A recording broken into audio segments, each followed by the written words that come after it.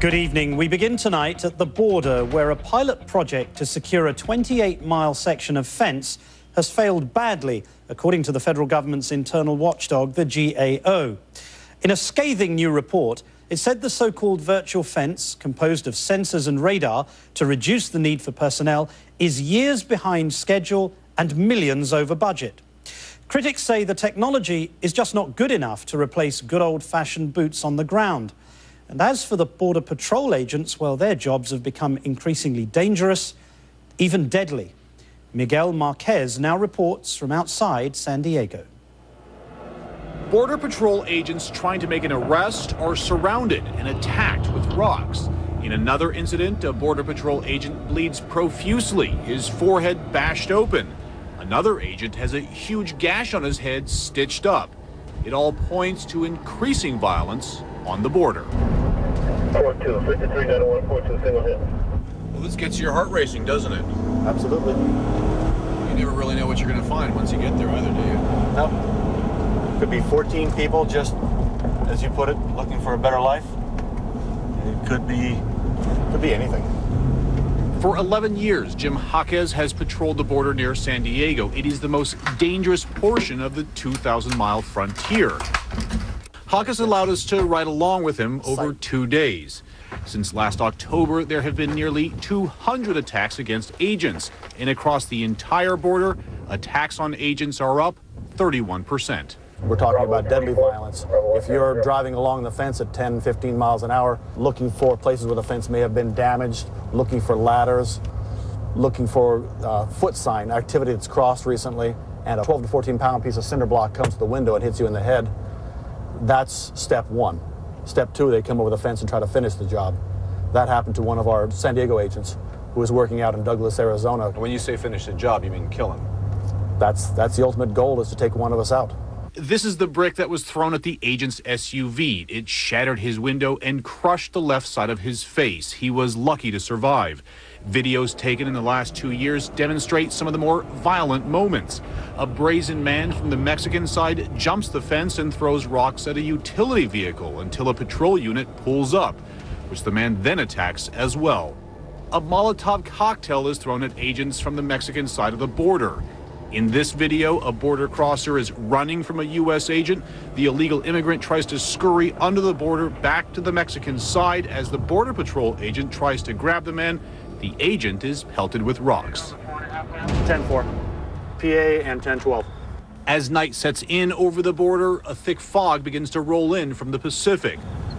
The violence on the border has become so intense, agents have a new class of vehicle. Sometimes they call it a war wagon. We call it a rock-proof vehicle. The war wagon allows agents to get as close as you can get to the border.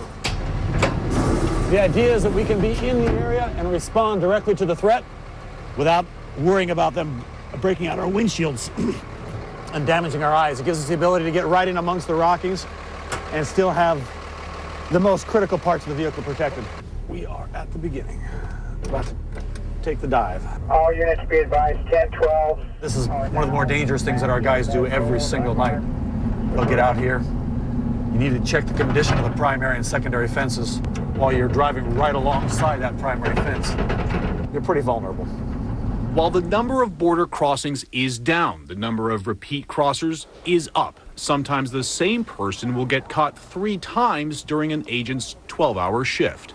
Driving down this area, with the lights, with all of the units, with 2 fences, it's amazing to me that people still make it across this.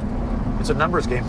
For them, it's a matter of how many people can I sacrifice to get across my 1, 2, 5, or 10. And I've seen them sacrifice a group of 60 people. Jaquez pulls down the driver's side gate as we approach a more dangerous area. A little more active area as far as the violence goes. As we get closer to Colonia Libertad, I mean, you might do this for a week and not see a single rocking. Or I've been rocked 2 or even 3 times in one night.